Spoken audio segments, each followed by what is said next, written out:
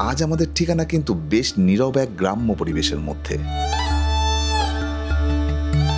দিন দুয়েকের জন্য প্রকৃতির সান্নিধ্যে অলস সময় অতিবাহিত করতে গেলে এই জায়গাটা কিন্তু দারুণ লাগবে।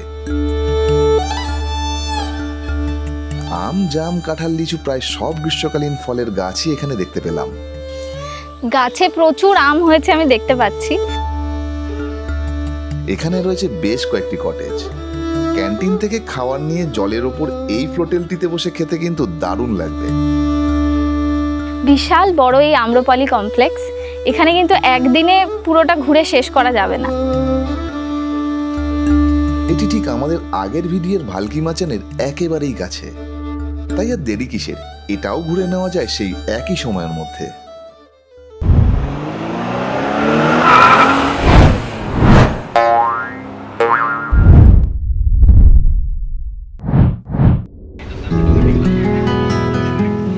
মানকড় স্টেশন থেকে মাত্র আধ ঘন্টার ডিস্টেন্সে টোটো রিজার্ভ করে রাস্তার দুধারে গাছ এবং এত সুন্দর প্রকৃতি উপলব্ধি করতে করতে আমরা পৌঁছে গেলাম যমুনা দিঘি আম্রপলি ট্যুরিস্ট কমপ্লেক্সে।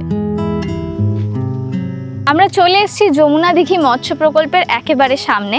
এই যে দেখুন, এখানে লেখা রয়েছে যমুনা দিঘি আম্রপালি ট্যুরিস্ট কমপ্লেক্স। আচ্ছা হ্যাঁ, ট্যুরিস্ট কমপ্লেক্স বলা হচ্ছে, অর্থাৎ এখানে কিন্তু গেস্ট হাউস রয়েছে। আপনারা যদি এখানে এসে থাকতে চান তার ব্যবস্থা হয়ে যাবে, বুক করতে হবে আপনাদের। সমগ্রটাই আপনাদের জানাবো, চলুন আগে ভেতরটা ঘুরে দেখি।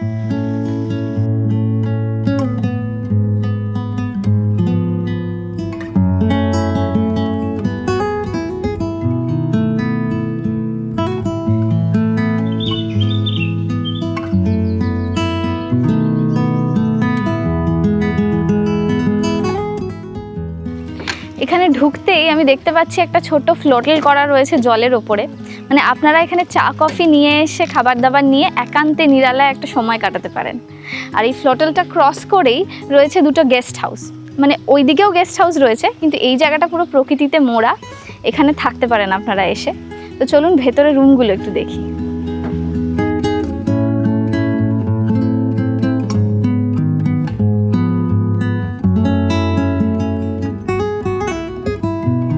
এই হলো গেস্ট হাউসের রুম অবশ্যই বিশাল বড় কিছু নয়, তবে বেশ সুন্দরভাবে গোছানো। প্লাস পয়েন্ট সেটা হলো বেডের ঠিক পেছনের দিকেই রয়েছে একটা জানলা, যে জানলাটা খুললেই আপনারা একেবারে প্রকৃতির সান্নিধ্যে সময় কাটাতে পারবেন রুমের ভেতরেই। আরও ভালো বিষয় হলো যে এখানে এসি রয়েছে, আর ওয়াশরুম তো আলাদা করে কিছুই দেখানোর নেই, নর্মাল হয়। অবশ্যই লাক্সারিয়াস কিছু ভাবলে কিন্তু চলবে না, পরিপাটি করে গোছানো রয়েছে, বেশ ভালো রুম। দুটো রুম রয়েছে এখানে। যেহেতু জলের উপরে রয়েছে এই দুটি রুম, তো এই দুটি রুমের প্রাইসটা একটু হাই বাকিদের থেকে। এখানে ইনক্লুডিং জিএসটি 1470 করে প্রাইস রয়েছে। আর যদি এক্সট্রা কেউ আসেন, মানে প্রাপ্তবয়স্ক, তাহলে সেক্ষেত্রে এক্সট্রা 105 টাকা লাগবে। আর ওই দিকের গেস্ট হাউসের যে রুমগুলো রয়েছে সেক্ষেত্রে নন এসি হলো 735 টাকা, আর এসি হলে 1260 টাকা।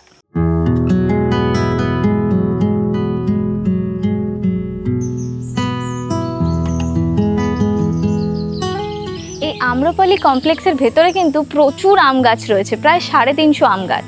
আর তাছাড়াও লিচু গাছ, কাঁঠাল গাছ, নারকেল গাছ, বিভিন্ন ধরনের গাছ রয়েছে, পুরো সবুজে ঘেরা একটা জায়গা। আর এখানে প্রায় 46টা জলাশয় রয়েছে যেখানে মাছ চাষ করা হয়। আর এই কমপ্লেক্সের ভেতরে ঘুরতে ঘুরতে দেখলাম এখানে একটা কালী মন্দিরও রয়েছে।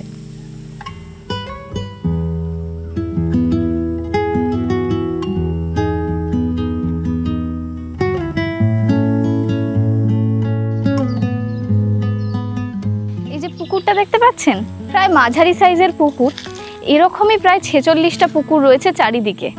আর এই পুকুরগুলোর মধ্যে কিন্তু মাছ চাষ করা হয়। ওইদিকে একটা মাছের বিট করার জায়গাও আছে, মানে কৃত্রিম উপায়ে মাছ বিট করা হয়। সব কিছু মিলিয়ে কিন্তু বিশাল বড় একটা জায়গা।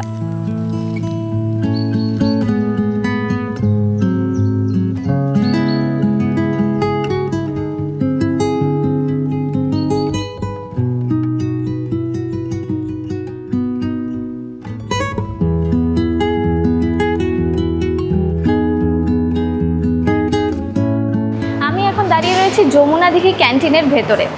তো এখানে কিন্তু খাবার আপনাদেরকে আলাদা করে অর্ডার করে নিতে হবে, মানে রুমের সাথে খাবার একেবারেই ইনক্লুডিং নয়। আর এই যে এখানে মেনু রয়েছে, তো আমি যেটা দেখছি প্রাইস একেবারেই রিজনেবল। আর প্রচুর ভ্যারাইটি রয়েছে, তাই আপনাদের কোনো অসুবিধা হবে না খাওয়া নিয়ে। ভেজ ননভেজ সবই পেয়ে যাবেন। আর এই হচ্ছে সিটিং ক্যাপাসিটি, এখানে বসেই আপনাদেরকে খেতে হবে।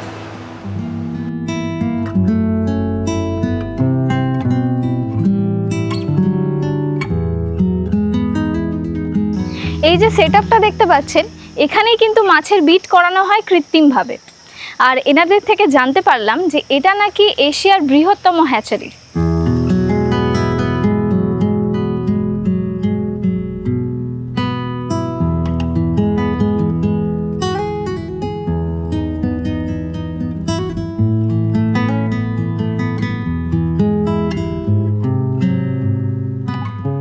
এখানে দেখুন বিশাল বড় একটা জলাশয়।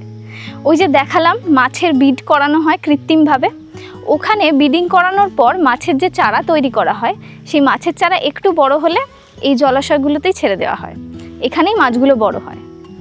এই জলাশয়গুলি থেকেই ভোরবেলা জেলেদের দ্বারা মাছ ধরে ক্যান্টিনে রান্না করা হয় ট্যুরিস্টদের উপলক্ষে।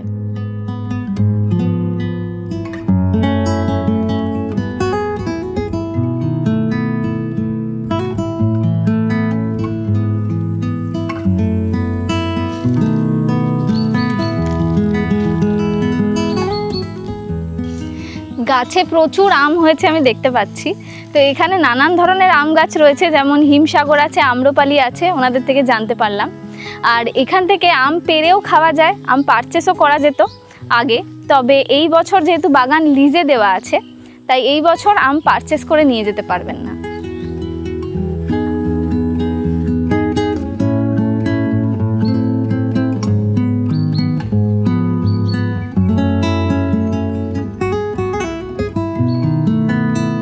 বিশাল বড় এই আম্রপালি কমপ্লেক্স, এখানে কিন্তু একদিনে পুরোটা ঘুরে শেষ করা যাবে না। তাই আপনারা যদি এখানে এসে 1-2 দিনের জন্য প্রকৃতির সান্নিধ্যে সময় কাটাতে চান, তাহলে কিন্তু আপনাদের আগে থেকে রুম বুক করেই আসতে হবে। আর রুম বুক করার যে নাম্বারটা, সেটা আমি ডেসক্রিপশন বক্সে দিয়ে দেব।